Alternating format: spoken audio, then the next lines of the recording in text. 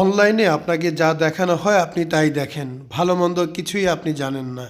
অনলাইনে আপনাকে যতটুকু জানালে আপনি খুশি হবেন সেইটুকুই বলা হয়।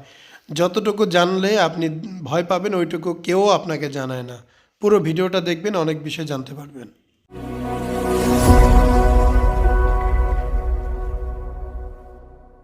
সবসময় আমি বলি, অনলাইন জগৎ একটা ধোঁকাবাজির জায়গা। এখানে আপনাকে ঠিক ওইটুকুই দেখানো হয় যেটুকু আপনি দেখতে চান। ১০০টা কাজের মধ্যে যদি 10টা কাজ অত্যাধিক ভালো হয়, আপনার সামনে 10টাই উপস্থাপন করা হয়, 90টাই হাইড করা হয়। সেই কারণে আপনি মনে করেন অসম্ভব কাজ হচ্ছে। এইরকম সবাই করে। সবাই করে বলতে সবাই করে। কিছু অনলাইন নেটিজেন আছে যারা মনে করে যে অমুক ক্লিনিক 10টা ভিডিও প্রচার করলো, তাদের 10টা এই অনেক ভালো। অমুক ক্লিনিক 50টা প্রচার করছে, তার মধ্যে আমার 30টা ভালো লাগছে, 20টা ভালো লাগে নাই। এরকম অনেকে মনে করে। তা আমি আপনাকে বলবো যে ভাই, 50টা প্রচার করছে সেই বেস্ট। কারণ সে আপনাকে ভালো মন্দ দুইটাই উপস্থাপন করে দেখিয়েছে। সে চাইলে কিন্তু তার ওই ভালো 25টাই আপনাকে দেখাতে পারতো। তাহলে আপনি বলতেন যে না, অন্যদের তো মাত্র 10টা দেখছি, ওনার তো 25টা, তাহলে ওনারটাই বেস্ট। বাট উনি যখন আপনাকে ভালো মন্দ অ্যাভারেজ সবই দেখাচ্ছে, তখন আপনি মনে করছেন যে না না, ওনার তো মন্দ হয়, বাট অন্যদের তার মন্দ হয় না, সবই ভালো সবই ভালো। এইরকম আপনি ভাবেন। আসলে এইরকম ভাবনার বাইরে আসতে হবে, বাস্তব ভাবতে হবে, বাস্তব চিন্তা করতে হবে। অনলাইন জগৎটা খুব কঠিন।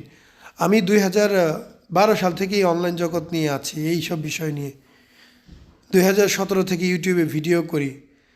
খুব বেশি কিছু জানি না, তবে টুকটাক কিছু বিষয় তো অন্তত বুঝতে পেরেছি জগৎটা কোন দিকে যাচ্ছে।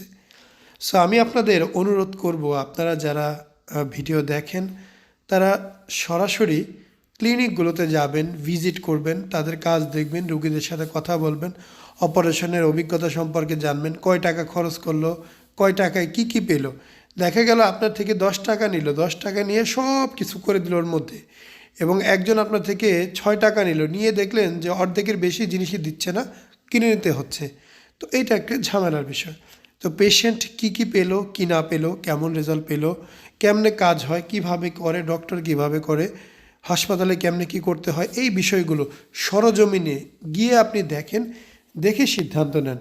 আমার এইখানে আসার জন্য আমি সবসময় আপনাদের অভিনন্দন জানাই। যখন ভালো লাগবে আসবেন, সামনাসামনি বসবেন, কথা বলবেন, রুগীদের দেখবেন, তাদেরকে নিয়ে আলাদা রুমে বসে তাদের থেকে গোপন কথা বের করবেন, যে তাদের আমরা কি কষ্ট দিছি, কি আরাম দিছি, কয় টাকা কী, ইত্যাদি ইত্যাদি ইত্যাদি খোঁজ খবর নেবেন। আমি অনেস্টলি বলি, দয়া করে আসেন, আমি অত্যাধিক খুশি হব। বাট দূর থেকে কেউই এই ধরনের মন্তব্য করবে না, অমুকেরটা ভালো, তমুকেরটা মন্দ, তমুকেরটা এই, সেমুকেরটা সেই, অমুক ডাক্তার এই কয় টাকায় করে, তমুক ডাক্তার ওই কয় টাকায় করে, এইগুলো দয়া করে বলবেন না। সব কিছুর পেছনেই একটা গল্প আছে। আপনাকে ভাতের চালে পোলাও রান্না করে দিবে, স্বাদও যেমন হবে, খরচটাও কম হবে। আবার ভালো আতপ চালের পোলাও রান্না করে দিবে, স্বাদও হবে দুর্দান্ত, চালের দামও বেশি। কোথায় 80 টাকা, কোথায় 200 টাকা কেজি চাল। সো জিনিস যেটা ভালো, ওইটা উৎপাদন করতে ভালো জিনিস ব্যবহার করতে হয় এবং খরচটা বেড়ে যায়। উৎপাদন খরচের উপরেই বাদবাকি ব্যয় বা বিক্রয় খরচটা নির্ভর করে। আপনি 10 টাকা দিয়ে উৎপাদন করলে অবশ্যই আপনি 8 টাকা বেচবেন না, 12 টাকাই বেচবেন। যে 6 টাকা দিয়ে উৎপাদন করবে সে 8 টাকা বেচবে। বিষয়টা ক্লিয়ার। আসসালামু আলাইকুম, মোহাম্মদ শাকিল হোসেন বলছি। 2017 সাল থেকে আমরা গাইনোকমার্সি নিয়ে নিয়মিত কাজ করছি এবং ভিডিও প্রকাশ করছি। এই চ্যানেলে যারা নতুন এসেছেন, আপনাদের কাছে অনুরোধ থাকবে আমাদের এই চ্যানেলটি আপনারা ভালোবাসা দিবেন এবং সাবস্ক্রাইব করবেন।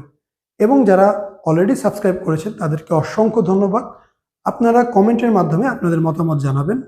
ধন্যবাদ।